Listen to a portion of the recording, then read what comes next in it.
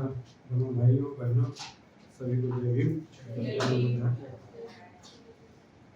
और निश्चित ही जैसे मैं शुरू से कह रहा हूँ कि ये अत्यंत महत्वपूर्ण विषय है कि जो हमारा जीवन संचालित करता है कि हमारी समझ कैसी है, हमारी धारणाएं कैसी हैं, जिन धारणाओं के तहत, जिस समझ के तहत हम अपना जीवन जो है वो जीते हैं। तो इन धारणाओं को लेकर हम पहले दिन देखें कि कैसी कैसी गलत धारणाएं हैं, जिन गलत धारणाओं के तहत हम जी रहे हैं। और मुख्य तौर पर वो जो गलत धारणाएं हैं वह हमारे संकुचित दृष्टि का एक परिणाम है। हमारी दृष्टि संकुचित होती है, हम पूर्वग्रह दूषित होते हैं, हमारी भावनाएं नकारात्मक रहती हैं और इसी के तहत हम जीते रहते हैं। तो जैसे मैंने उस दिन कुछ बातें कही थी, तो उसके साथ साथ कुछ और भी दृष्टि को लेकर और भी अलग अलग नाम हैं जो योगाचार संप्रदाय ने उसमें कुछ दिए हैं। और उसको लेकर एक आप लोगों का शिविर भी होता है GFR में, नो योर माइंड करके। तो वहाँ एक कुदृष्टि करके एक शब्द आता है। अब कुदृष्टि का मतलब आप समझते होंगे। कु का मतलब ये है गलत, गंदा, बेकार, देखने लायक नहीं। इस तरह से हम कुदृष्टि को समझ सकते हैं।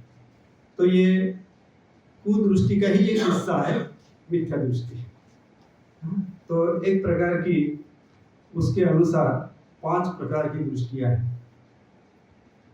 तो उन 5 प्रकार की दृष्टि में सबसे पहले दृष्टि आती है, वह है सत्काय दृष्टि। सत्काय दृष्टि सबसे पहले आती है। और जो हमने पहले ही दिन दृष्टि को लेकर जो चर्चा की, कमजोर दृष्टि, धूमिल दृष्टि और संभ्रमित दृष्टि, तो इन तीनों दृष्टियों के तहत ही ये सारी पांच बातें आती है। आप उसको एनालिसिस करने की कोशिश कर सकते हैं, लेकिन इसका योगाचार संप्रदाय में अलग अलग छोटा छोटा नाम दिया है। तो ये सब मिलकर कुदृष्टि हुई है। तो उसमें पहला आता है सत्काय दृष्टि। सत्काय का मतलब है सत और काया। मेरा जो शरीर है वो सत्य है, वह कायम है, वह हमेशा है। तो मेरी काया ही सत्य है, वो काया ही सच है। तो इसको लेकर बहुत फिलोसॉफिकल बातें हैं, उसमें नहीं जाएंगे, लेकिन उसका मुख्य मुद्दा है वही बता रहा हूँ। जो हम मानते हैं ना कि मेरा शरीर मेरा है करके, ये काया मेरी है। कबीर भले ही कहते होंगे काया नहीं है तेरी मत कर मेरी मेरी, लेकिन हम कहते ही हैं, हम मानते ही हैं, और उसी को मानकर हम जीते भी हैं कि यह शरीर मेरा शरीर है। तो यह कहा जाता है सत्काय दृष्टि, कि जब हम धारण करते हैं कि यह शरीर मेरा शरीर है, तो यह सत्काय दृष्टि हो गई। जो संकुचित दृष्टि हो गई, जो गलत दृष्टि हो गई। फिर दृष्टि है अंतर्ग्रह दृष्टि। और इस अंतर्ग्रह दृष्टि में ये दोनों बातें होती हैं कि ये शरीर भी मेरा है और ये शरीर के अंदर एक आत्मा है, वो भी मेरा है, और ये सारा संसार भी मेरा है।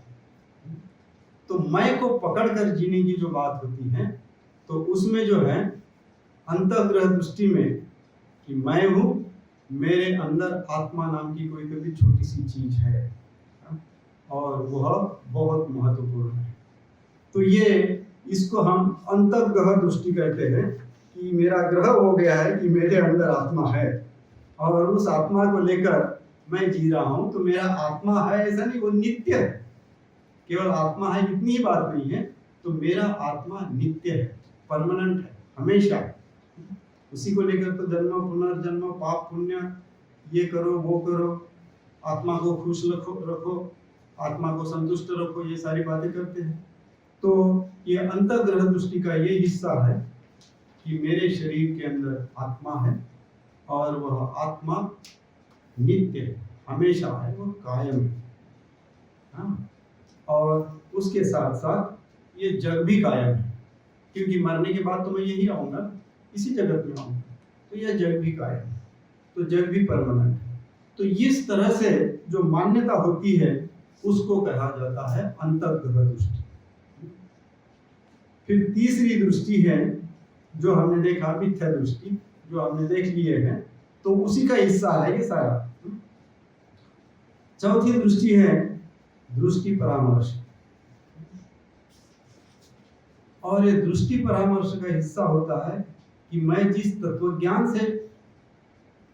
तत्वज्ञान को समझता हूँ, जिस तत्वज्ञान के प्रति मैं आसक्त हूँ, वही सही है, वही अंतिम है, वही श्रेष्ठ है, उसके बगैर दूसरा कुछ भी नहीं है। सो जो कुछ भी मेरे जीवन का तत्वज्ञान मैंने स्वीकारा है, फिर मैं कम्युनिज्म का तत्वज्ञान स्वीकारा, तो कम्युनिज्म से बढ़कर संसार में दूसरी कोई बात नहीं है। फिर मैंने हिंदू धर्म का तत्वज्ञान स्वीकारा, तो हिंदू धर्म से बढ़कर दूसरी कोई बात नहीं है। फिर बुद्ध धर्म का तत्वज्ञान स्वीकारा, तो बुद्ध धर्म से बढ़कर दूसरी कोई बात नहीं है। ऐसे मत को, ऐसे दृष्टि को धारण करना, इसको कहा जाता है दृष्टि परामर्श।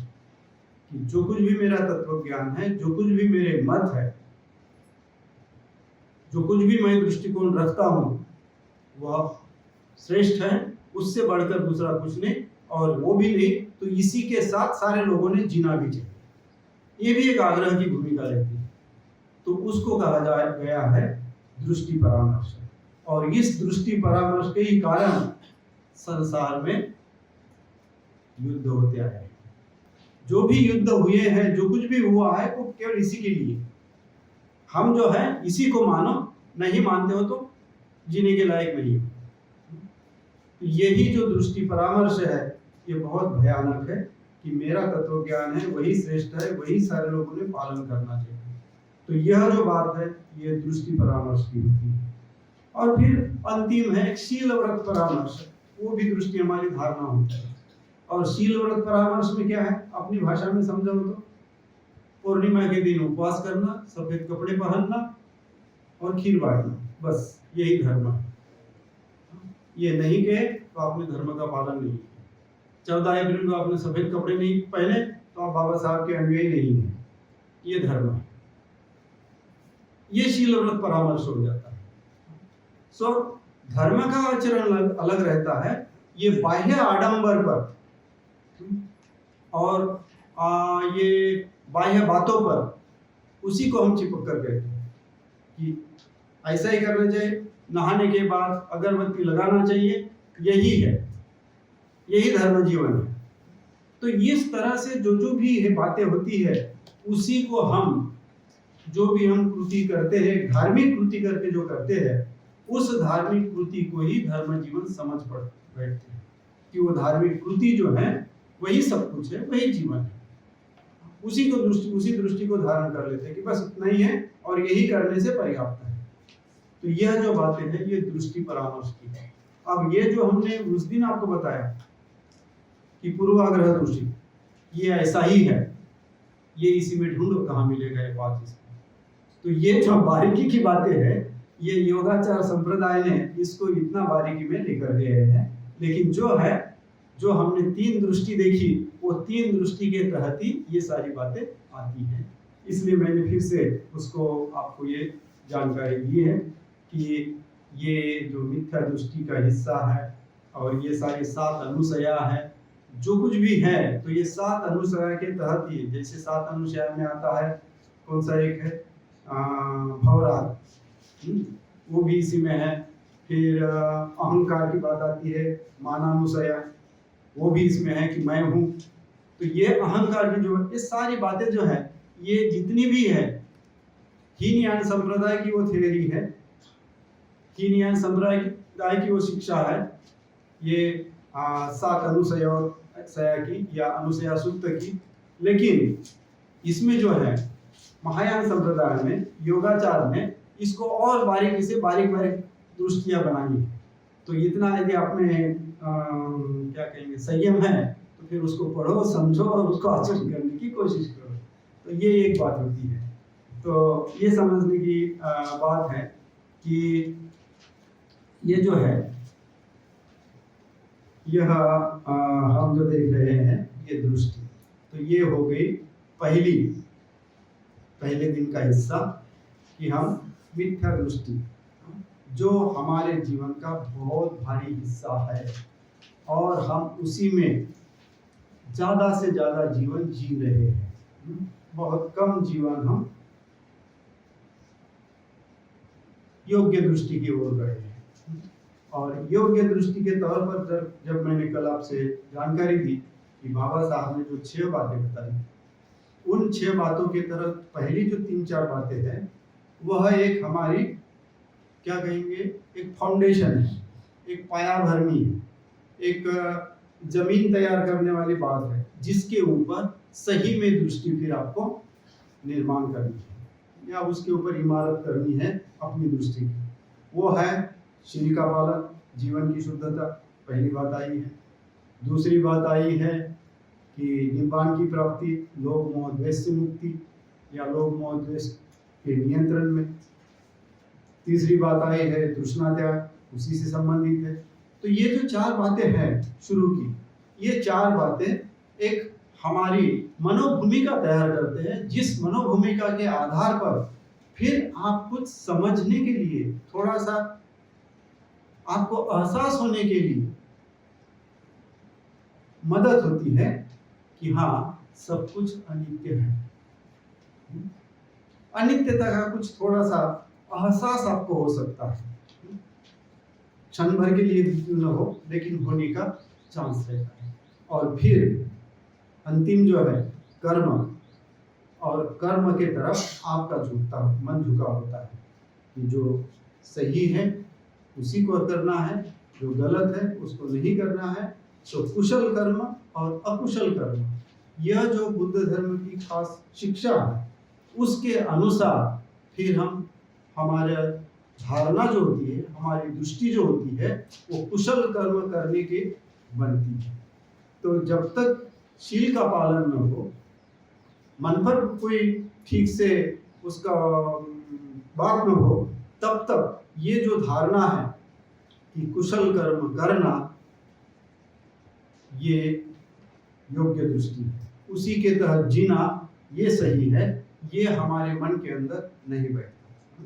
नहीं तो कुछ दिन जीते हैं और बाद में बोलते हैं कि सबक सिखाना ही अच्छा चाहिए, ऐसा ये सुधरता नहीं है। यही बात हमारे मन में फिर से आ जाती है, तो हम फिर से उसकी तरफ लुढ़क जाते हैं। तो यह जो बात है ये बार बार इसी को कहा गया अनुसय, कि आप थोड़े से बाहर गए और फिर जाकर लेट गए, कहाँ, सबक सिखाना।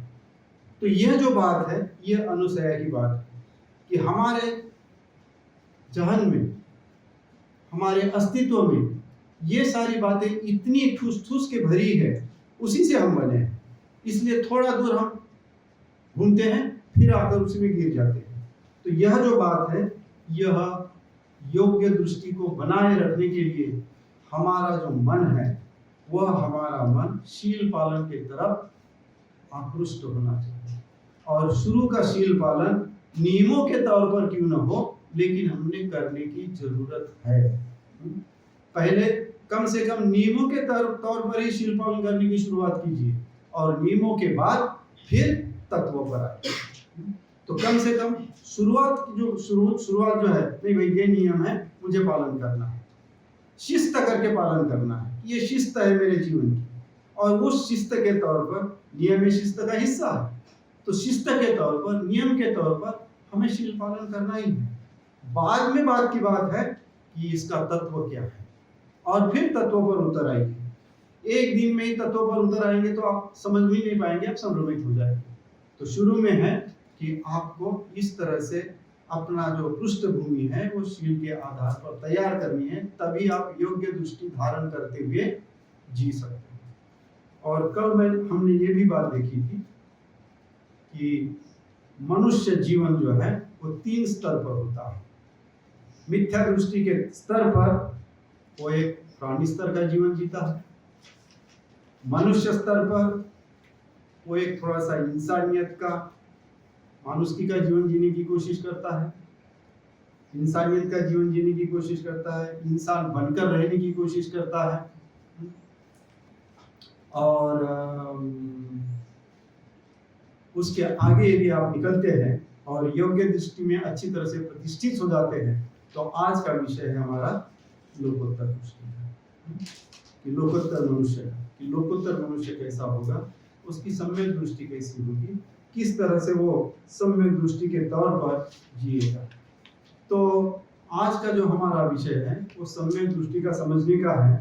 थोड़ा सा समय भी लग सकता है या नहीं भी लग सकता है, पता नहीं मैं कहाँ तक समझा पाऊंगा।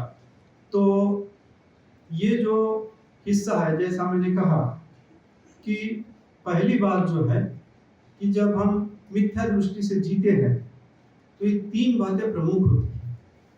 पहली बात है तो हम अजागरूक होते हैं और हर चीज, हर कृति हमारे जीवन की अजागरूकता से होती है। हमारी रिएक्शन, हमारा खान पान, हमारे बात करना, वो सब अजागरूकता के तहत होता है। हमारा जो व्यवहार है वो यांत्रिक होता है।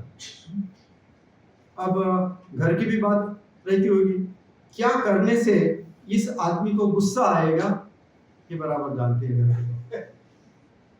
किसी को बताने की जरूरत नहीं है, वो इतने ट्रेंड हो जाते हैं कि क्या करने से ये आदमी का गुस्सा आ जाएगा और ये आदमी शांत हो जाएगा। तो क्या जानते हैं वो कि मशीन में पैसा डालने से क्या मिलता है। कैसा हम वास्तव में देखा जाए तो उसको जो है एक मैकेनिकल जीवन है कि क्या करने से क्या होता है, क्या करने से क्या होता है। तो इस तरह से यांत्रिक तौर पर हम अपना जीवन जीने की कोशिश करते हैं। हम हमेशा यांत्रिक और पुनरावृत्ति वाला जीवन जीते हैं। रोजमर्रा की जिंदगी वही बनती है हमारी, और हम एक मैकेनिकल और यांत्रिक उस तरह से हमारा जीवन बनता है जो एक प्राणी स्तर पर का हमारा जीवन हो जाता है। तो वह हमारा मिथ्या दृष्टि का हिस्सा होता है। और उसी के तौर पर हमने कुछ बाबा साहब ने दी हुई बातें देखी, उसी के तौर पर आज हम बाबा साहब को ही फिर रेफर करेंगे। तो बाबा साहब की दृष्टि से सम्यक दृष्टि जो है, मेरे समझ के अनुसार उनका सद्धर्म का प्रकरण है। जो उन्होंने इतने मेहनत से बुद्ध एंड धम्म लिखा, तो उसमें ये 3 दृष्टियां उन्होंने 3 प्रकरण में प्रदर्शित की है। मिथ्या दृष्टि के तौर पर अधर्म प्रकरण है, योग्य दृष्टि के तौर पर धर्म प्रकरण है, और सम्यक दृष्टि के तौर पर सद्धर्म प्रकरण है। सद्धर्म प्रकरण की पहली 2 बातें है, मन के मैल को दूर कर निर्मल बनाना। सो मन को निर्मल बनाना ये योग्य सम्यक दृष्टि है कि आपका मन निर्मल हो, जितने भी दोष है वो सभी नष्ट हो जाए। सो मन को निर्मल बनाना, जब तक आप उसको ढालोगे नहीं तो एक क्षण में तो होगा नहीं निर्मल, बहुत वो गंदा है। तो उसको निर्मल बनाने के लिए कड़ी मेहनत करनी पड़ेगी। तो निर्मल बनाना, परिशुद्ध बनाना, ये सम्यक दृष्टि है। और दूसरी बात है धर्म राज्य निर्माण करना। धर्म राज्य कैसा निर्माण करेगा कि जब आप स्वयं धर्म का आचरण कर रहे हो तभी धर्म राज्य निर्माण होगा। तुम करो उससे नहीं होगा, स्वयं करने से होगा। और इसीलिए हम धर्मचारिणी जब धर्मचारी बनते वक्त या धर्मचारिणी बनते वक्त प्रतिज्ञा लेते हैं कि बुद्धत्व प्राप्ति के लिए मैं ये दीक्षा ग्रहण करता हूँ। और दूसरी प्रतिज्ञा है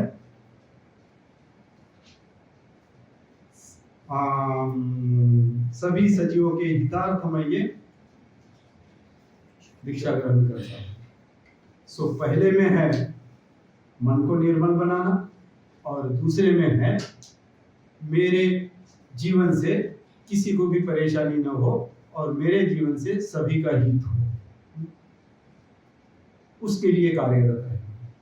तो यह जो है यह एक हम योग्य दृष्टि पर है, लेकिन योग्य दृष्टि से जब यहाँ हम कदम रखने की कोशिश करते हैं तो हम परफेक्ट दृष्टि के तौर पर जाते हैं। वो प्राप्त नहीं होती, लेकिन हम उसकी तरफ हमारा कदम बढ़ते रहता है। तो इसलिए बाबा साहब ने जो ये सद्धर्म प्रकरण लिखा है, बहुत ही सुंदर प्रकरण है। उसमें दो तीन बातें बहुत ही अच्छी है कि प्रज्ञा ही पर्याप्त नहीं है, शिक्षा ही पर्याप्त नहीं है, उसके साथ शील आवश्यक है। बगैर शील से प्रज्ञा बहुत धोखादायक है।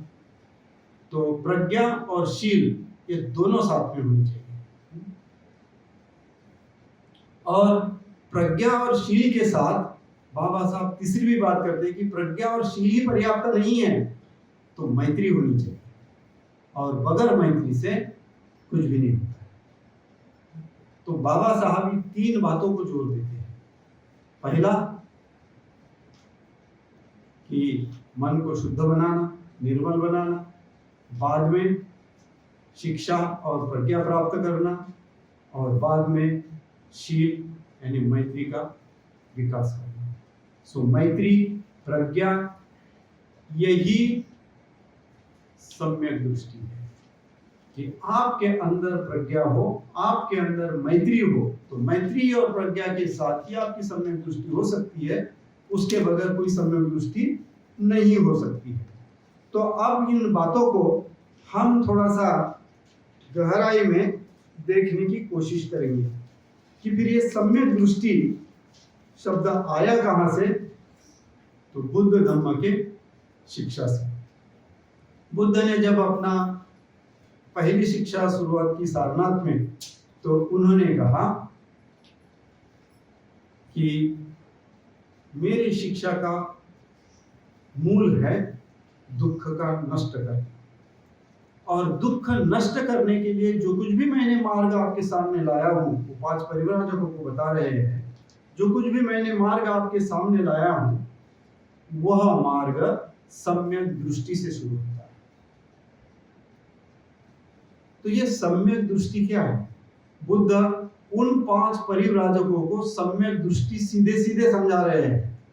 अब वो 5 परिव्राजक थे जिन्होंने गृह त्याग किया था, जो भिक्षाटन करते थे, जो शीलों का पालन करते थे, जो बुद्ध के साथ 6 साल तक रहे हैं। तो ये सारे परिव्राजक, उनकी मानसिक अवस्था कैसी होगी ये आप थोड़ा सा अंदाजा लगा सकते हैं। उन व्यक्तियों को वो बता रहे हैं। उसके पहले ही हम एक उस वाकया पर भी जाएंगे कि सिद्धार्थ ने क्या किया। वहां से योग्य दृष्टि शुरू होती है। तो सिद्धार्थ जो है, जब बोधि वृक्ष के नीचे बैठे, 5 परिव्राजक उनको छोड़ के गए, उन्होंने खीर खाई, अपने शरीर को ठीक ठाक बनाया, और फिर वो बोधि वृक्ष के नीचे बैठे, और बोधि वृक्ष के नीचे बैठकर उन्होंने ध्यान साधनाएं की। ध्यान साधना के तहत उन्होंने चित्त को एकाग्र किया। अब वो शब्द नहीं लाया मैंने, और मेरे को समय भी नहीं मिला कि वो 6-7 शब्द है जो उसका ट्रांसलेशन है, कि ध्यान साधना से सिद्धार्थ ने अपने मन को कैसे बनाया, वो कितना लचीला हुआ, कितना सूक्ष्म हुआ, कितना वो मजबूत हुआ, और किस तरह से वह एक अलग स्थिति में रहा, और उस स्थिति में अपने मन को ले जाकर उस एकाग्रता से उसने जब चिंतन किया, तो उस चिंतन के परिणाम स्वरूप उनको ये सम्यक दृष्टि प्राप्त हो।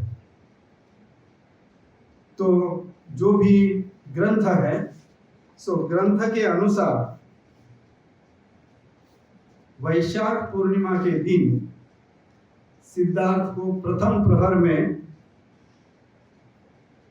पूर्व जन्मों का ज्ञान हुआ कि मैं इसके पहले कहाँ था, कौन से जगह था। एक ही जन्म नहीं, लाखों जन्म। सो लाखों जन्मों को उन्होंने याद किया। और जिस तरह से मैं अभी यहाँ बैठा हूँ, यहाँ से मेट्रो स्टेशन गया तो वहाँ टिकट निकाला, फिर गाड़ी में बैठा तो छत्रपति पहुंचा। तो इस तरह से उन्होंने अपने लाखों अनेक कल्पों के जन्मों को याद किया। सो इसको कहते हैं पुब्ब निवासानुस्मृति। पाली का शब्द है पुब्बे निवासानुस्मृति, कि मैंने पूर्व में कहाँ निवास किया, कहाँ ठहरा, कहाँ रहा। तो वह जो है पूर्व जन्मों का ज्ञान। द्वितीय सत्र में उन्हें दिव्य चक्षु प्राप्त हुई और यह दिव्य चक्षु के तहत उन्होंने सारे संसार के सारे प्रकार के कई प्रकार के प्राणियों को देखा,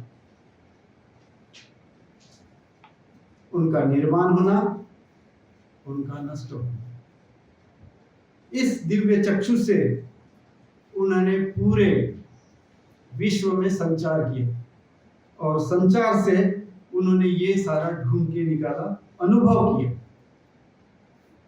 अब बुद्ध धर्म में कल भी हमारी बात थी, मैंने भी वो सारिपुत्र और यक्ष की बात बताई आपको, कोई देख सकता है। सो बुद्ध धर्म में 5 प्रकार के चक्षु हैं, यदि मेरी याददाश्त ठीक है। पहला है मांस चक्षु, दूसरा है दिव्य चक्षु, तीसरा है धर्म चक्षु, चौथा है प्रज्ञा चक्षु और 5वां है समन्वित चक्षु, बुद्ध का चक्षु। इस तरह से बुद्ध धर्म में 5 चक्षु हैं। तो जब ध्यान साधना के उस गहराई से, मन की उस एकाग्रता से और मन के उस श्रेष्ठ अंतिम श्रेष्ठ ऐसे अवस्था से, परिशुद्ध ऐसे अवस्था से जब सिद्धार्थ को यह दिव्य चक्षु प्राप्त हुआ, तो उस दिव्य चक्षु से उन्होंने सारे प्राणियों को देखा। वही हम 6 लोक में देखते हैं। हमारा 6 लोक का भवचक्र का जो अभ्यास है वो बुद्ध के ये दिव्य चक्षु का अभ्यास है, कि बुद्ध ने इस दिव्य चक्षु से इस भवचक्र को देखा, इन प्राणियों को देखा। प्राणी कैसे अपने कर्मों से कौन से गति में जाते हैं, अपने कर्मों से क्या भुगतते हैं, अपने कर्मों से कैसा श्रेष्ठ जीवन जीते हैं, वो सारी बातें बुद्ध ने इस दिव्य चक्षु से अनुभव की। तो यह दिव्य चक्षु हुआ। और फिर तीसरे प्रहर में उन्हें प्रतीत्य समुत्पाद का पता चला कि यह जब निर्माण होता है और यह जब नष्ट होता है तो ये कैसे होता है, क्या स्वतंत्र है। तब उनके ध्यान में आया कि नहीं, इसमें स्वयं को कुछ भी नहीं है, कुछ साथ में आते हैं तब कुछ होता है। इसके होने से वो होता है, इसके नहीं होने से वो नहीं होता। बस इतना ही उनके ध्यान में आया और उसी क्षण उन्होंने कहा कि अब मेरा जन्म सार्थक हो गया है और मुझे बुद्धत्व प्राप्त हुआ। तो यह उन्होंने स्वयं जानकर, साक्षात्कार कर अनुभव किया और फिर प्रदर्शित किया कि मैं बुद्ध हूँ। तो यह जो है, यह 3 बातें 3 प्रहर में बुद्ध में मिली। फिर इस प्रतीत्य समुत्पाद के तहत दिव्य चक्षु और ये जो कुछ अनोखी बातें मैंने आपको अभी बताई, आपने भी पढ़ी होगी, तो यह सारा बुद्ध चरित्र का इतिहास है कि सिद्धार्थ के जीवन में क्या क्या घटे और वो कैसे बुद्ध बने।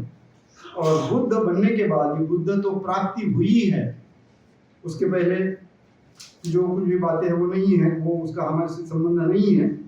तो वो क्या कहते हैं कि ये सब प्रतीत्य समुत्पाद प्राप्त होने के पश्चात, उनको इसका आकलन होने के पश्चात कि ये इसके होने से ये होता है और इसके ये नहीं होने से ये नहीं होता। तो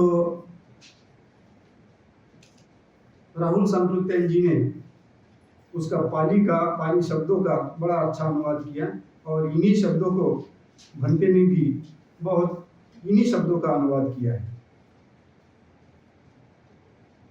बुद्ध होने के पश्चात या सिद्धार्थ से बुद्ध होते होते उन्होंने क्या कहा, मुझे आंख उत्पन्न हुई।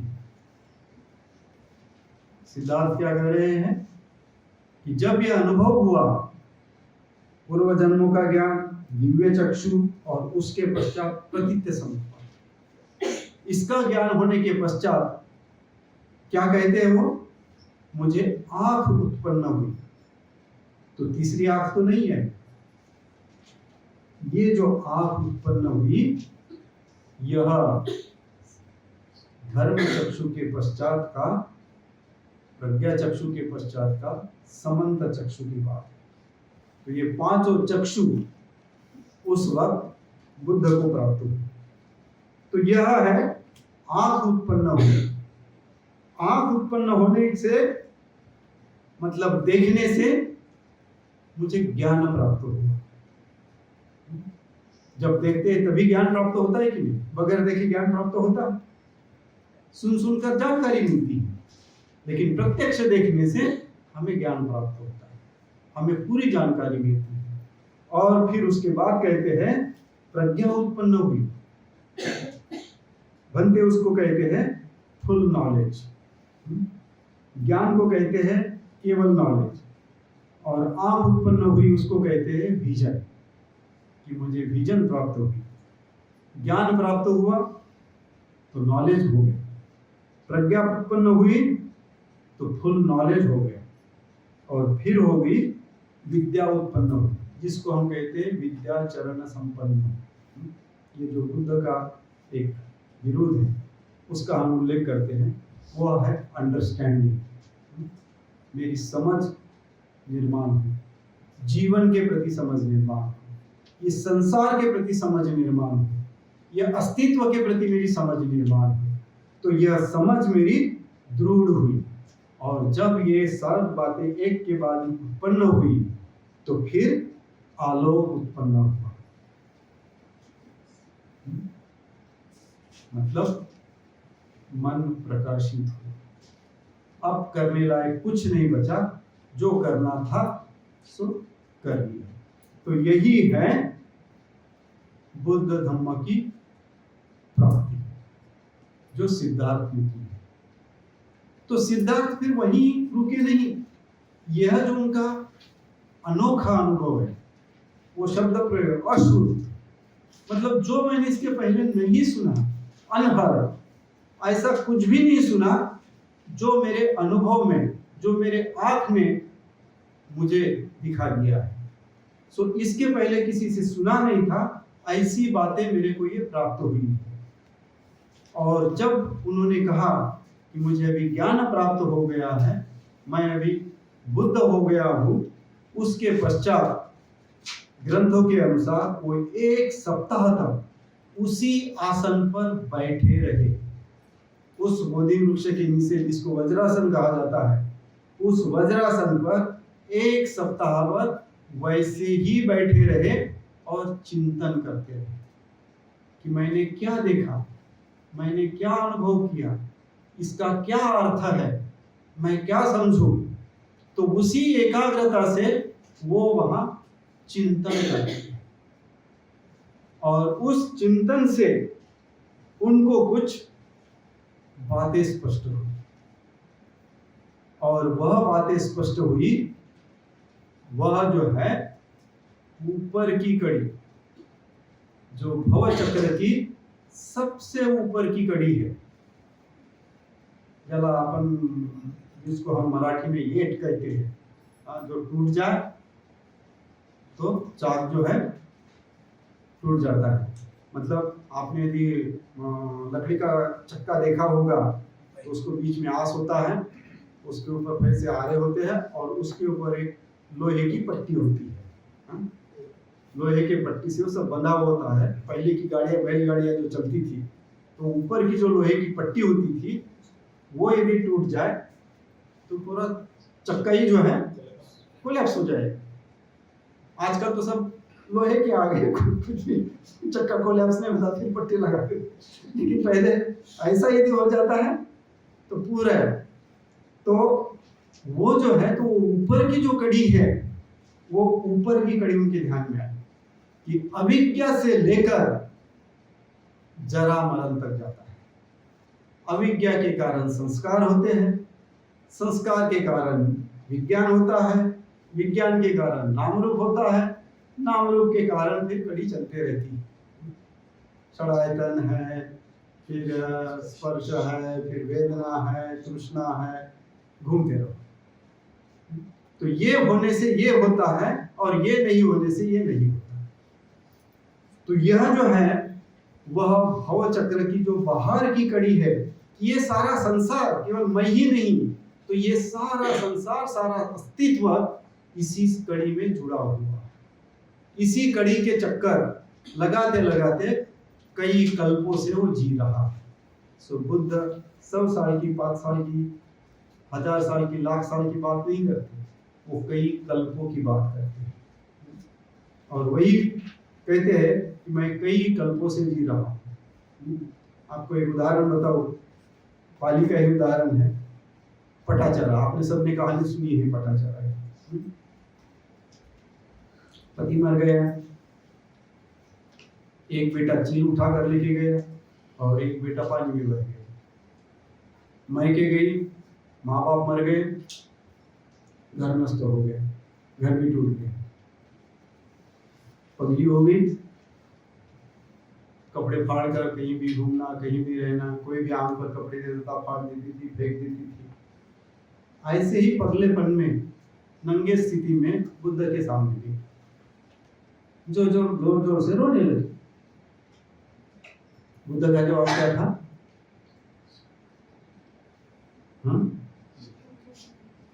तू अभी तक इतना रोई है कि महासागर बन गया। इतने जन्मों से रोती आई है कि तू महासागर बन गया। तो बुद्ध उसी वक्त के रोने की बात कर रहे हैं कि उसकी कई कल्पों से तेरे जीवन में रोना है, और उस रोते रोते को यदि संचित किया जाता तो महासागर बन जाता। सो बुद्ध 5 साल की, 10 साल की, 100 साल की बात नहीं करते। बुद्ध कई कल्पों की बात करते हैं। ये बुद्ध की दृष्टि है। तो इस तरह से बुद्ध जब जानते हैं कि भवचक्र है, ये ऊपर की कड़ी है और सारा संसार इसी में लिप्त है, और ये ऊपर की कड़ी निर्माण होने के लिए नीचे क्या है? लोभ, द्वेष, मोह। उसी के साथ तो चक्कर घूम रहा है ना। वो नहीं होता तो चक्का तो घूमेगा ही नहीं। वो आस जो है, जिसको हम आस कहते हैं, एक्सल जिसको कहते हैं, एक्सल ही तो महत्वपूर्ण है। एक्सल के ऊपर सारा घूम रहा है, तो वो एक्सल है लोभ, द्वेष और मोह का। मुर्गा, सुअर और सांप का। इस एक्सल के तहत ही सब कुछ घूम रहा है। और जब वो चिंतन करते करते यहां तक पहुंचे कि संसार ऐसे अविद्या के चक्कर में इस लोभ, मोह, द्वेष के तहत तृष्णा से घूम रहा है। मेरी तृष्णा नष्ट होगी, मैं तृष्णा से मुक्त हो गया, लेकिन संसार उसी में घूम रहा है। तो इतना ही नहीं, सप्ताह भर उन्होंने वही चिंतन किया, उसी बोधि वृक्ष के नीचे बैठकर। फिर चंक्रमण करते रहे। आप यदि बुद्ध गया में गए होंगे तो राइट लेफ्ट साइड में दिखते हैं, उनके कमल पुष्प के तौर पर सम्राट अशोक ने पांव रखे ऐसे कमल पुष्प रखे हैं, कुछ टूटे हुए हैं, अभी कुछ नए बनाए हैं ऊंचे स्टैंड पर, लेकिन ओरिजिनल जो है वो नीचे है। जो सम्राट अशोक ने बनाए हैं जो पत्थर के कमल पुष्प के तौर पर, उस कमल पुष्प वो उतने ही दिशा में सप्ताह भर चक्कर काटते रहे, आगे पीछे आगे पीछे आगे पीछे, और चिंतन करते रहे।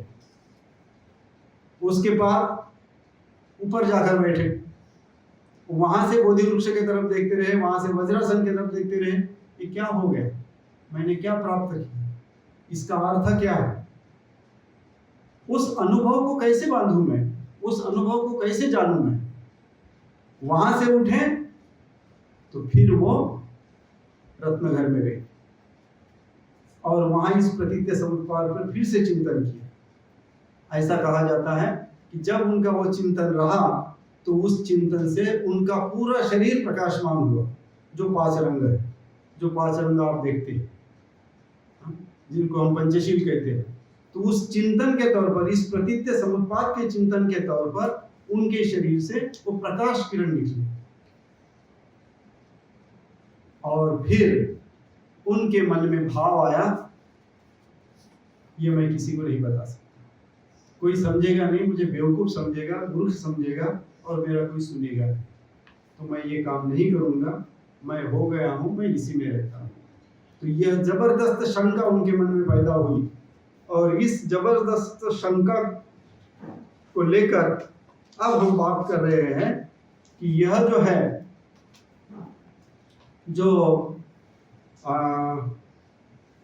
नित्यता की जो बात है वह है कि शंका पैदा हो गई कि अब मैं यह बात कैसे समझाऊं।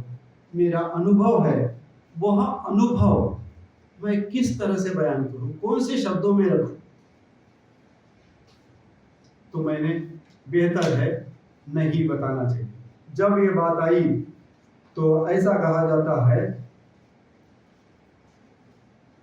कि हजारों ब्रह्मलोक का राजा ब्रह्म सहमपति वो बुद्ध के सामने आया और बुद्ध को विनंती की कि भगवान, कुछ लोग हैं जो आपको समझ पाएंगे, इसलिए आप धर्म बताइए, उनकी हानि हो जाएगी। पता नहीं सही गलत, लेकिन ग्रंथों का ये वर्णन है। और बुद्ध ने तब सोचा कि मैं किस तरह से बताऊं, और वो फिर बताने चले गए। सो क्या बताया, उनका जो वो अनुभव है, वो जो दृष्टि प्राप्त हुई है, ये जो 3 बातें जो मैंने बताई, पूर्व निवासानुस्मृति, दिव्य चक्षु और प्रतीत्य समुत्पाद, और इन सभी में महत्वपूर्ण है प्रतीत्य समुत्पाद। तो इस प्रतीत्य समुत्पाद को मैं कैसे समझाऊं, कैसे शब्दों में डालूं।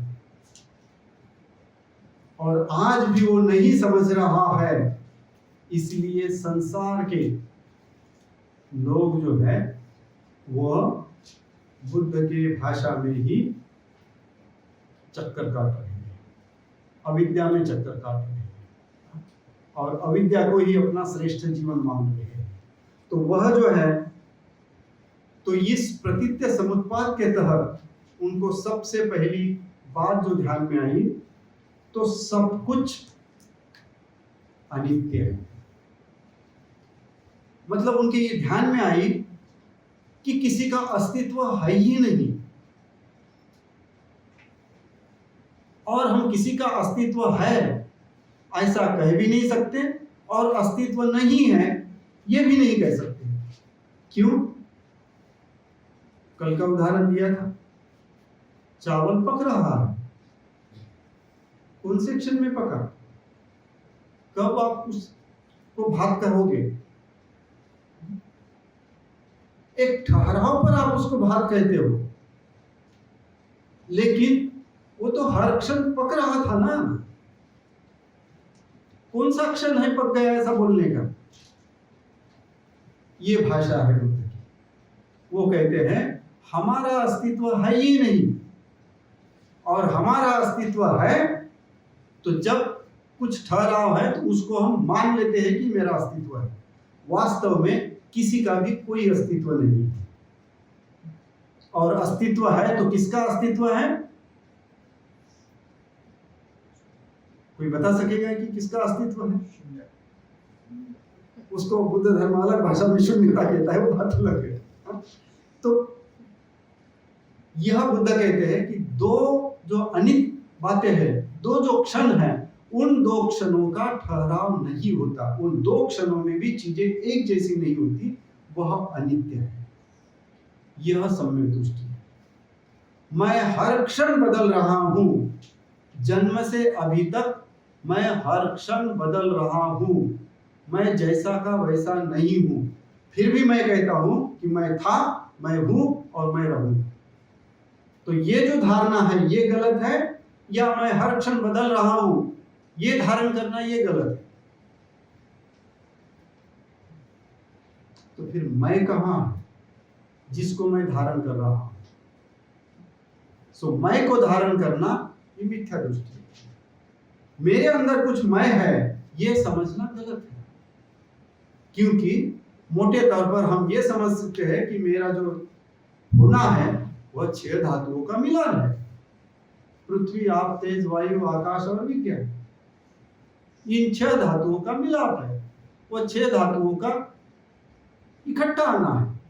जब वो 6 धातु अलग हो जाएंगे मैं भी नष्ट हो जाऊंगा। तो यह जो बात है, यह बात इस अनित्यता के तहत कि यह धातु जो है परिपूर्ण अलग है। पानी अलग है, घन अलग है, द्रव अलग है, वायु अलग है, उष्णता अलग है, सब अलग है, एक दूसरे से कोई मेल नहीं खाते। और इनसे मिलकर एक रहेंगे तो ये धातु तो एक दूसरे से टकराएंगे, आएंगे तो कुछ बनेंगे और उसी टकराव से विघटन भी हो जाएगा, क्योंकि उनकी गुणधर्म ही अलग है। तो इस तरह से जीवन के कोई भी दो क्षण में समानता नहीं होती, जैसा का वैसा नहीं रहता। यह धारण करना, ये अनित्यता धारण करना, अनित्यता के तहत जीना, ये बुद्ध का पहली सम्यक दृष्टि का हिस्सा है। सम्यक दृष्टि का ये हिस्सा है जिसको बुद्ध ने कहा ये इस संसार का, ये अस्तित्व का पहला लक्षण है। यह अस्तित्व अनित्य है और अनित्य होने की वजह से दो क्षण में हम एक जैसे नहीं रह सकते। हम हर क्षण में बदल रहे हैं, हम हर क्षण में नए हो रहे हैं। वो नए अच्छे हो रहे हैं या गलत हो रहे हैं वो बात अलग है, लेकिन हर क्षण हमारा बदल रहा है, हर क्षण हम अलग अलग बन रहे हैं। इस बात को समझने की जरूरत है। यह है अनित्यता और यह है अस्तित्व का लक्षण। ये पहली बात है। दूसरी बात है कि किस कारणों से किसी का निर्माण होता है और वही कारण नष्ट होने से उसका विलय होता है। तो चीजें जो है वो निर्माण होती है और चीजें जो है वो नष्ट होती है। तो यह संसार जन्म और मृत्यु का चक्र है। नष्ट होने को मृत्यु कहा गया है। जन्म मतलब पुरुष, यहाँ पुरुष की बात नहीं है, यहाँ केवल एक इंसान की बात नहीं है, स्वयं की बात नहीं है, ये सारे चीजों की बात है। हिमालय भी नष्ट होने वाला है, ये कुर्सी भी नष्ट होने वाली है, जैसी की वैसी रहेगी, फिर भी ये नष्ट होगी। हमारे राजमहल रहे हैं, जैसे के वैसे रहे हैं, लेकिन हजारों सालों के बाद वो भी टूटकर अपने आप गिर गए, किसी ने गिराया नहीं। क्योंकि ये जिन कारणों से इकट्ठा आए हैं वही कारणों के कारण, नष्ट होने के कारण वो नष्ट हो रहे हैं। तो बुद्ध कहते हैं यह जन्म मृत्यु का चक्र अव्याहत चालू है, निरंतर चालू है। वह एक क्षण भी रुका हुआ नहीं है। यह जो चक्र है ये एक क्षण भी रुका हुआ नहीं है। और जो उत्पन्न हुआ है वो नष्ट होना ही है। जिसका जन्म हुआ है उसका मृत्यु होना ही है। जो अस्तित्व में आया है वो अस्तित्व से जाना ही है। तो इन सारी बातों को, लेकिन अस्तित्व में कैसे आएगा? कोई भी अस्तित्व में कैसे आता है? वह अस्तित्व में आता है स्वयंभू नहीं है, जो अन्य धर्मों की थेली। किसी ईश्वर ने निर्माण नहीं किया है, ये यहां आता है। सो जो कुछ भी निर्माण होता है वह कई कारणों से निर्माण होता है। वह अपने आप निर्माण नहीं होता, कई कारणों से निर्माण होता है। उसके एक कारण नहीं होते हैं। जैसे हमने मोटे तौर पर कहा कि मेरा जो अस्तित्व है वो 6 धातु का है, तो 6 धातु से मैं बना हूं, लेकिन 6 धातु से ही होता है क्या? फिर हर दिन तो पानी भी पीता हूं, खाता हूं, मतलब उसी धातु को मैं ग्रहण करता हूं। आज खाया, कल टॉयलेट गया, मेरे पास क्या रुका? पानी पिया, वॉशरूम हो गया, क्या रुका मेरे पास? इधर से हवा लिया, इधर गया, रोक सकते हो क्या आप अपनी हवा? आप सांस ले रहे हो, सांस छोड़ रहे हो, वो तो अधिक सूक्ष्म है। जितनी सूक्ष्म है उतनी आपको आपके पास नहीं ठहरती। हमारे शरीर का टेम्परेचर हर वक्त बदलता है। आप टेम्परेचर गिन के देखो, हर क्षण हमारे शरीर का टेम्परेचर बदलता है। हम हाथ हिला रहे हैं, काहे में हाथ हिला रहे हैं? तो हर चीज जो है इन सारी बातों के साथ इकट्ठा आई है और इन सारी बातों के साथ ही वो नष्ट होती है। सो बुद्ध ये कहते हैं, यह बुद्ध की दृष्टि है, जो जन्मा है वो मरेगा। वो कब मरेगा? क्योंकि उसके कारण नष्ट किए तो वो मर जाएगा। मैंने खाना नहीं खाया, जल्दी मर जाऊंगा। मैंने सांस नहीं लिया, तुरंत मर जाऊंगा। तो यह जो बातें हैं, यह बातें जीवन की सच्चाई है। तो मेरा अपना कुछ है क्या? मेरा अपना कुछ भी नहीं है। मैं जो कुछ भी बना हूं कई कारणों से बना हूं। किसी भी चीज को लो तो हर चीज जो है वो कई कारणों से होती है। लेकिन हम क्या बोलते हैं? हम क्या धारण करते हैं? हम गलत धारणाएं धारण करते हैं। और वह गलत धारणाओं के मिथ्या दृष्टि के कारण ही होता है। उदाहरण के तौर पर अब मैं एक उदाहरण दूं, गाय का। गाय दूध देती है, बराबर है, सबको पता है गाय दूध देती है। तो गाय के शरीर में दूध कैसा बनता है? केवल चारा खाने से दूध बनता है? चारा खाने से ही दूध बनता है? जरूरी है, क्योंकि चारा तो खाएगी वो। जब उसको बच्चा होगा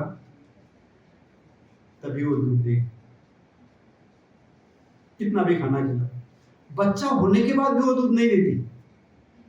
क्या करना पड़ता है? बछड़े को उसके पास लेके जाना पड़ता है। तो केवल चारा खिलाने से गाय दूध दे रही है? उस गाय की जो इमोशंस है अपने बच्चे के प्रति, वो इमोशन से ही उसका खून जो है या उसके शरीर की कुछ जो बातें हैं वो दूध में ट्रांसफॉर्म हो रहे हैं और तब दूध आ रहा है। वो बच्चे के लिए आ रहा है, तुम्हारे लिए नहीं आ रहा। लेकिन हमारा मानना क्या है? गाय दूध देती है। कितने कारण होंगे गाय दूध देने के लिए? कई कारण से है, कई कारणों से है। तो ऐसी ये कार्य कारण मालिका जो है ये बहुत जटिल है। और एक बार आनंद ने बड़े उत्साह में बुद्ध से कह दिया कि भगवान, प्रतीत समुद्र बड़ा अच्छा है, जल्दी समझ में आता है। बुद्ध ने कहा, आनंद ऐसा मत कर, तू गलत कह रहा है। ये प्रतीत्य समुत्पाद अत्यंत जटिल है। ये बड़ों बड़ों को समझ में नहीं आता, और बड़ों बड़ों को समझ में नहीं आने के कारण, ये संसार के लोगों को समझ में नहीं आने के कारण वह दुख भोग रहे हैं, और दुख भोगते भोगते ही जी रहे हैं, और दुख में ही पड़े हुए हैं। सो दुख से यदि मुक्त होना है तो प्रतीत्य समुत्पाद समझना है, प्रतीत्य समुत्पाद के तहत जीना है, इस धारणा को लेकर जीना है। तो यह जो है, यह बुद्ध ने बताया कि यह जो संस्कारिकता है उसको नाम दिया है कॉज एंड कंडीशंस। ऐसे कुछ अनेक कंडीशंस निर्माण होती है, जैसा मैंने अभी गाय का उदाहरण दिया। गाय को बच्चा होना ये एक कंडीशन है, गाय ने खाना खाना चाहिए ये एक कंडीशन है, गाय के पास बछड़ा जाना चाहिए ये एक कंडीशन है, उसकी इमोशंस तैयार होनी चाहिए ये एक कंडीशन है, उसके बाद आपको दूध आता है। सो दूध एक कारण हो गया, लेकिन दूध आने के लिए कितनी कंडीशंस है? उन कंडीशंस के माध्यम से, जिसको संस्कारित अस्तित्व है, इन कंडीशंस के माध्यम से एक कारण बना, दूध मिला। फिर दूध ही कारण बनता है दही के लिए, खीर बनाने के लिए, या कुछ अन्य पदार्थ के लिए, तो वह दूसरे के लिए कारण बनता है। तो यह जो संसार है, यह संसार ऐसे कार्य कारण परंपरा के मालिका से कार्यरत है, ना कि किसी ईश्वर के प्रभाव से या ईश्वर के द्वारा संचालित। ये बुद्ध की सम्यक दृष्टि है। जो आज हम टीवी पर इधर उधर लाउडस्पीकर पर गाने सुनते हैं, तू ही करता, तू ही करविता, तू ही मारता, तू ही सब कुछ, वगैरह वगैरह वगैरह वगैरह, हाँ, ये बुद्ध इस तरह से बताते हैं कि ऐसा कुछ नहीं है। जो कुछ भी है वो सब प्रतीत्य समुत्पाद के तहत है।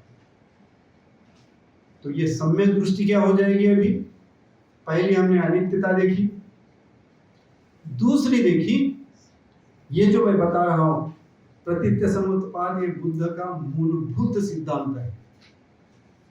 इस सिद्धांत के साथ दूसरी जो बात मैंने अभी बताई कि अनात्मा, कोई भी चीज अपने आप में स्वयंभू नहीं है, ऐसी अनेक बातें इकट्ठा आकर कुछ निर्माण होता है,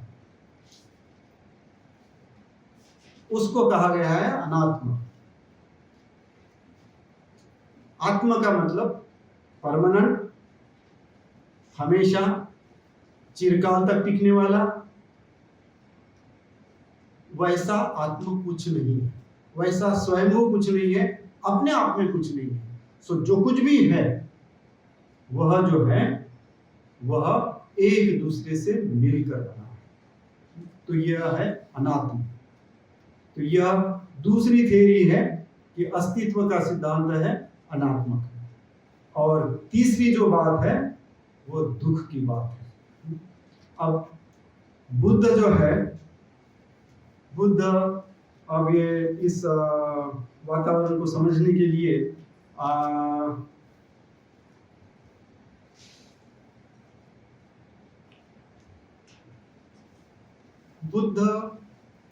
बुद्ध थे और वो परम सुखी थे, उन्होंने निर्वाण प्राप्त किया था। और वो निर्वाण प्राप्त करने वाले जो है वह जो दुखी थे, लेकिन दुखी होते हुए भी जिनकी एक मानसिक पृष्ठभूमि योग्य दृष्टि की बहुत ऊंचाई तक थी, उनको उन्होंने बताया। तो जब बुद्ध ने ये सारी बातें उनको बताई, तब उन्होंने कहा हाँ ये दृष्टि, मतलब भगवान आप इस तरह से नहीं बता रहे हो। तो बुद्ध को बड़ा खुशी, बहुत ही खुशी, और उन्होंने आनंद विभोर होकर कहा कि कौंडिन्य ने जाना, मतलब उस 5 परिव्राजकों में से एक का नाम था कौंडिन्य, तो उसने सबसे पहले जाना, उसके पहले सबसे पहले समझ में आया। तब बुद्ध आश्वस्त हुए कि मैं जो कुछ भी समझा रहा हूं जान सकते हैं। तो उनका हौसला बढ़ा और फिर उसके बाद एक एक के बाद वो पांचों परिव्राजक परिचित हुए। सो बुद्ध के इस दृष्टि से वह परिचित हुए। सो बुद्ध ने क्या कहा, मैं स्वयं सुखी हूं। सुखी आदमी दुखी आदमी के पास गया और उनको कहा कि तुम गलत धारणा में हो, उसको छोड़कर इस तरह से धारण करो तो तुम सुखी हो जाओ। उन्होंने वो दृष्टि धारण करते से ही उनको स्पष्ट हुआ कि नहीं, ये तो सुख है, ये तो अलग है। तो तुरंत तो नहीं हुए, तो ये जो तुरंत उनको पता हुआ, तुरंत उसका जो आभास हुआ, तुरंत तो झलक हो गई कि बुद्ध जो कह रहे हैं इनमें सच्चाई है, इनमें सत्यता है, ये धारण करने योग्य है, इसको मैं धारण करता हूं। इसको कहते हैं सम्यक दृष्टि की झलक। बुद्ध की जो दृष्टि थी वो सम्यक दृष्टि थी, और उस सम्यक दृष्टि की झलक उस कौंडिन्य को मिली। तो कौंडिन्य के उस झलक से उसने सम्यक दृष्टि में प्रवेश किया। उसको कहा जाता है श्रोतापन्न अवस्था। तो यह जो श्रोतापन्न अवस्था से अरहत अवस्था तक जो 8 स्थितियां है, जिसको हम कहते हैं अट्ठ पुरुष पुद्गला, ये 8 प्रकार के आर्य पुद्गल है। और यह आर्य पुद्गल जो है यह सम्यक दृष्टि धारण किए हुए है। सो जिन्होंने भी सम्यक दृष्टि धारण की होती है वह पुद्गल होते हैं। और हम कौन हैं? पृथक जन है। हम सामान्य लोग हैं, पृथक जन है। तो हम पृथक जन हैं, और जो सम्यक दृष्टि धारण करते हैं वह आर्य पुद्गल होते हैं। वह पुद्गल होते हैं, हम पृथक जन होते हैं। तो यह बहुत बड़ा फर्क है। सो पृथक जन मतलब अज्ञानी और सर्वसाधारण तौर पर जीने वाले, और पुद्गल मतलब जिनको सम्यक दृष्टि में प्रवेशित है, जो श्रोतापन्न अवस्था से ऊपर की अवस्था तक है, जो 8 प्रकार के लोग हैं, उनको कहा गया है आर्य। उनको कहा गया है लोकोत्तर जीवन जीने वाले लोग। और यह जो सम्यक दृष्टि है, यह सम्यक दृष्टि फिर हम थोड़ा समय लेकर और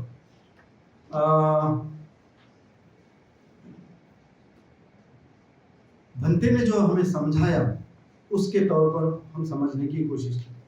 तो अभी मैंने क्या बताया आपको? बुद्ध ने सम्यक दृष्टि के तौर पर क्या बताया? पहली बात बताई अनित्य, दूसरी बात बताई अनात्म। और जो इन बातों को नहीं मानता है और इस प्रतीत्य समुत्पाद को नहीं मानता है, वह क्या करता है? दुख भोगता है। तो हमारा जीवन जो है वो दुखमय है। इस दुख से नष्ट होना है तो ये सम्यक दृष्टि ही आपको धारण करनी है। सम्यक दृष्टि नहीं है तो आपको दुख में ही पड़े रहना है, या दुख ही भोगते रहना है। तो ये जो दुख है, तो मैं दुखी हूं यह जानना, इसी को कहा गया है सम्यक दृष्टि। हम सभी जो है, हम नहीं जानते कि मैं दुखी हूं। हम जो जानते हैं वो एक भावनिक, क्या कहेंगे,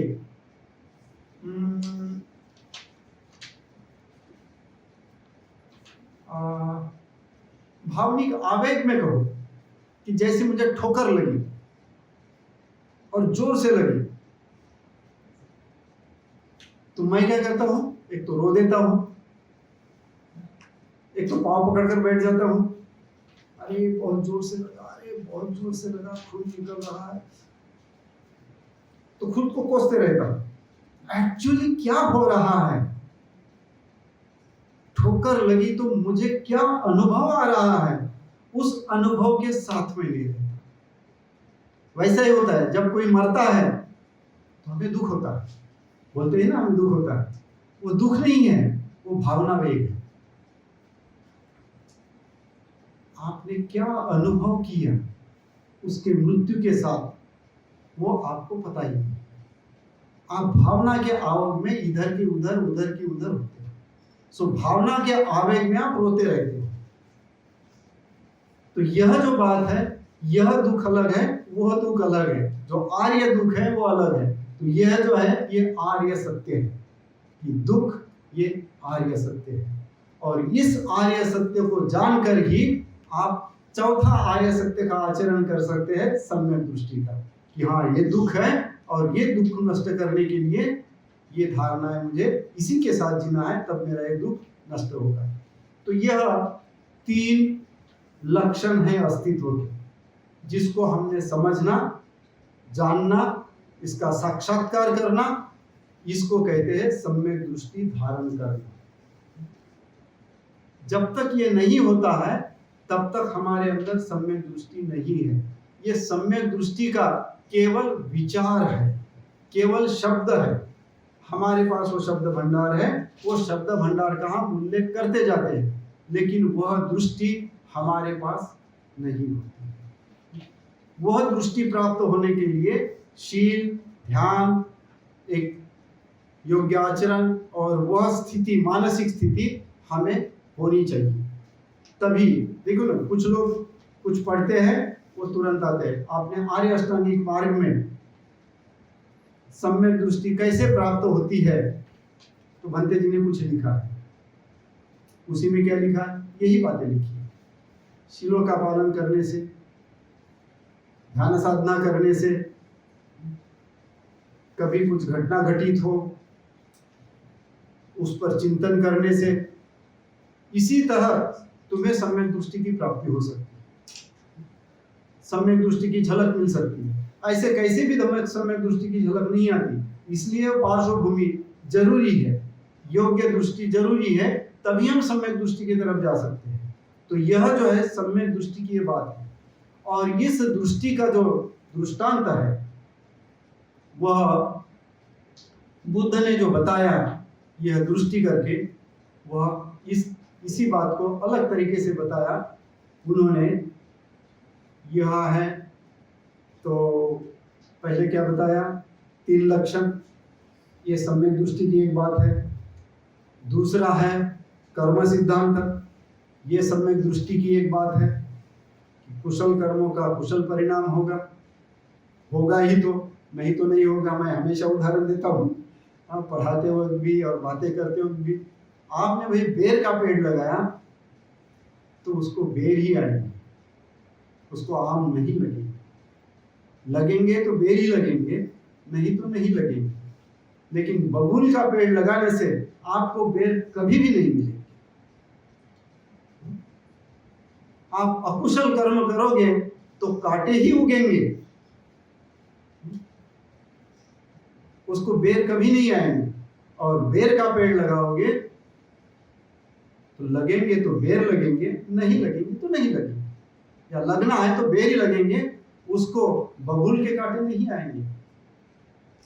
यह बात बुद्ध का कर्म सिद्धांत कहता है। यह सम्यक दृष्टि का हिस्सा है। इसलिए मैंने शराब पिया और मेरा लिवर खराब हो गया तो सत्यनारायण की पूजा करने से और परित्राण पाठ करने से दुरुस्त नहीं होने वाला है, या ईश्वर की अकृपा से कुछ नहीं होने वाला है। जो किया है उसको भुगतना है, किसी को दोष नहीं देना है। तो जो कुछ भी करते हैं यह कर्म सिद्धांत है बुद्ध धर्म का। यह कर्म पुनर्भव का सिद्धांत है। सो कर्म और पुनर्भव साथ साथ में चलते हैं। तो यह कर्म सिद्धांत और पुनर्भव ये साथ साथ की बात है। सो अनित्यता, कर्म सिद्धांत, यह बुद्ध धर्म की खास शिक्षाएं हैं सम्यक दृष्टि। फिर और एक उन्होंने बताई बात जो हम अभ्यास करते हैं। पहला है भव चक्र का। तो ये भव चक्र है, ये दुख चक्र है। आपको लोभ मोह द्वेष के कारण जीना है तो आप उस दुख चक्र में जीते रहो। वो अभ्यास का विषय है, आप देखते रहिए। फिर दूसरा है, बुद्ध ने स्वयं को प्रदर्शित किया कि मैं कितना सुखी हूं, मैं कितना आनंदी हूं। सो बुद्ध है। आज हमारे पास नहीं होंगे, लेकिन हम अनुभव कर सकते हैं। तो बुद्ध है और बुद्ध के तरफ जाने का मार्ग है जो हम देख रहे हैं, योग्य दृष्टि धारण करते हैं। सो योग्य दृष्टि धारण करते हुए ही आप सम्यक दृष्टि तक पहुंच सकते हैं। तो दुख चक्र से निकलना है, मिथ्या दृष्टि से निकलना है, तो आपको सम्यक योग्य दृष्टि की तरफ कदम रखना जरूरी है। सो मुझे लगता है इतना पर्याप्त है। आज थोड़ा फिलोसॉफिकल हुआ और कुछ अलग हुआ, लेकिन कोशिश कीजिए, इसके बगैर मुझे बताने के पास भी कुछ नहीं था। लेकिन जो बुद्ध की दृष्टि है, जो उन्होंने बोधि वृक्ष के नीचे उन्होंने प्राप्त की है, जो दृष्टि उनको मिली है, जिस दृष्टि से वो सम्यक संबुद्ध बने हैं, वही दृष्टि सम्यक दृष्टि है। और उस दृष्टि को धारण करने के लिए ही हम प्रयासरत रह सकते हैं, और वही दृष्टि हमें परम सुखी बना सकती है। संसार में कोई भी किसी को सुखी नहीं बना सकता, ना धन संपत्ति रिश्तेदार, ना कुछ भी आपको सुखी नहीं बना सकता। सुखी बनाना है तो केवल ये दृष्टि ही आपको सुखी बना सकती है। यही मार्ग आपको सुख का मार्ग बुद्ध ने बताया है कि इस मार्ग से चलो, इस मार्ग से आप गंतव्य स्थान तक पहुंच जाओगे, आप सुखी हो जाओगे। तो यह जो दृष्टि है, तीन दृष्टि को हमने इस तरह से देखने की कोशिश की। तो सम्यक दृष्टि यह बहुत अलग है, यह लोकोत्तर जीवन है, और योग्य दृष्टि ये मनुष्य जीवन है, और मिथ्या दृष्टि ये मनुष्य जीवन का प्राणी हिस्सा है, प्राणी स्तर है। तो आपको प्राणी स्तर पर जीना है, मनुष्य स्तर पर जीना है, या लोकोत्तर स्तर पर जीना है, ये आपकी अपनी बात है। So thank you very much. नमस्कार।